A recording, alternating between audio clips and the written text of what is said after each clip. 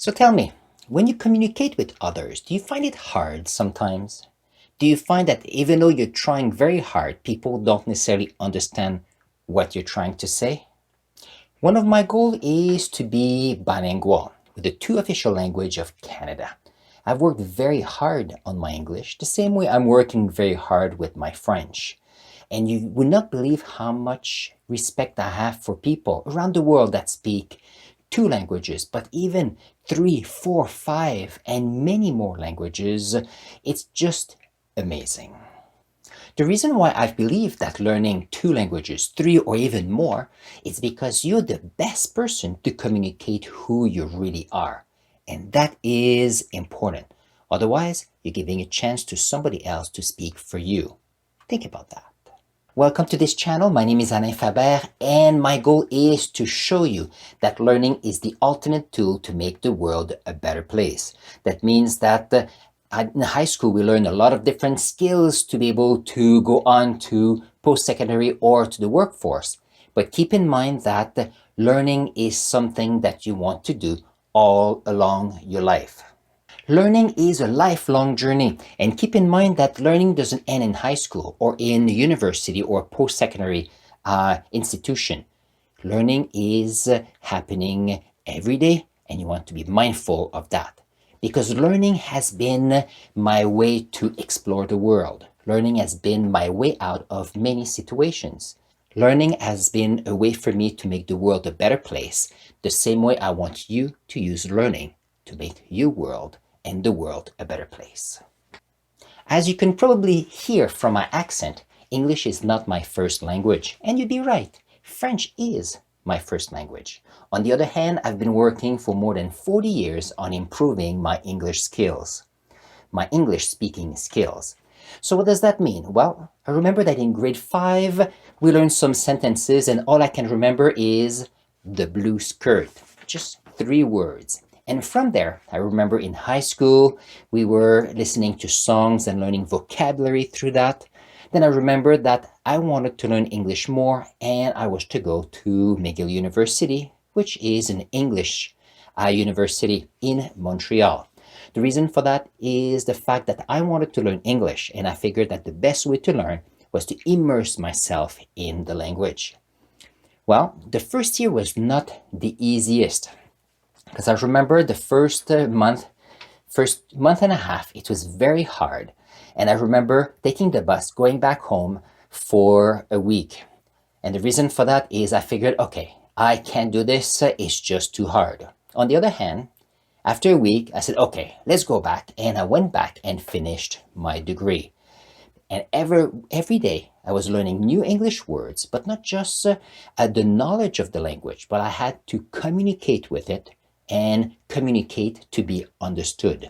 And that is something that we have to keep in mind. When you learn a language, yes, it is to learn the language, but ultimately it is to learn how to communicate with others, to grow as a person, so we can interact, so we can have a better understanding of other perspective. And that's why around the world there's a program called International Baccalaureate, or the IB program, which try to help people to realize that different perspectives are important. And that program actually asks students to learn 2 languages to be able to get the diploma. Funny enough, after my degree, I went and worked in geology. And what happened is I was working in an office where it was in English. And I remember they sent me back to school so I could better write my reports that I had to do. And it was interesting because I thought I was pretty good, but then I realized there was so much more to learn. So I did spend a semester at the college level to learn about writing reports, and then I was reading more, I was writing more, and my language skills started to be better and better.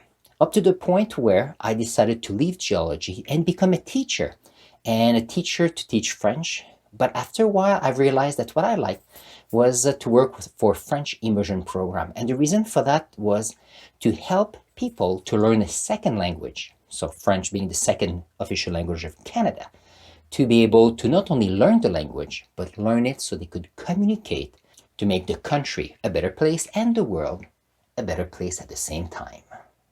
Now, some of you will say, well, languages are hard and I can only deal with one language. And I have all the respect for you who only know a language, because it's hard to know two, and even to know more than two.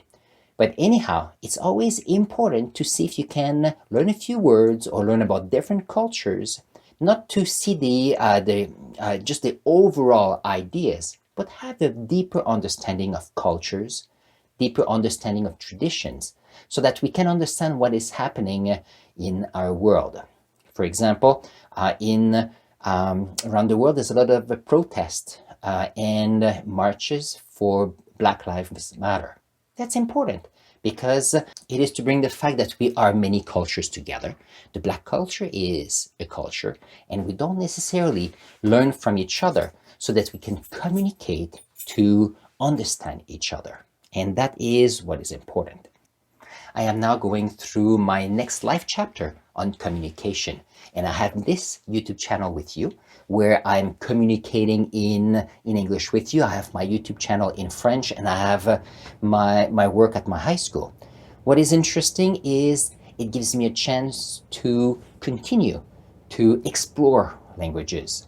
I am also part of Toastmasters, and that gives me a chance to practice my English speaking skills. It also gives me a chance to listen to other great speeches done in English, because I do enjoy listening to an English speaker with high level of English vocabulary. I do enjoy learning and listening from a French speaker with a higher level vocabulary. That gives me a chance to appreciate the words, and not that I necessarily use all the words, but appreciating the vocabulary, appreciating that words can communicate ideas and a better understanding with each other. So I have 3 tips for you on how to better communicate to be understood. My first tip is about reading fiction. You will not believe how much I've learned from reading fiction. Reading fiction in the fact that I could better understand using words to describe an environment, a landscape, a situation, learning the vocabulary about feelings of characters in a novel and how they communicated those feelings. And it is important because sometimes there are feelings, there are situations, and finding the right words to be understood is not easy. So reading fiction is amazing. My second tip is about reading again, and it is reading nonfiction. Reading nonfiction gives you a chance to have an idea on how to express objectively situations. As a scientist, I do enjoy discussing facts, talking about graphs, talking about society, politics, talking about science, economy, commerce. These are great topics of conversation. Because when we meet people, we don't necessarily want to talk about feelings and how we are. We want to talk about situations that we can communicate and reflect on so we can make the world a better place. My third tip will be for you to join Toastmasters International. It is an amazing organization for you to give you the experience of discussing with people, giving speeches with an intent, finding ways to better find the vocabulary so that the message is communicated the way you want to be understood. And that will be something amazing. And by the way, I'm going to put in the link below the link to Toastmasters Internationals for the people interested. They are, if the last time I checked, there are thousands and thousands of clubs around the world. I'm sure there's one close to you. We're coming to the end of this video, and my call to action for you today is to go on YouTube and go on the YouTube channel for TED Talks. And I want you to listen to one TED Talk.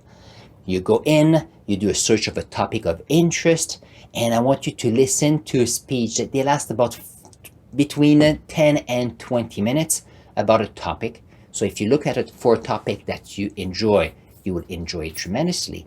And observe, listen, understand what is being communicated to you.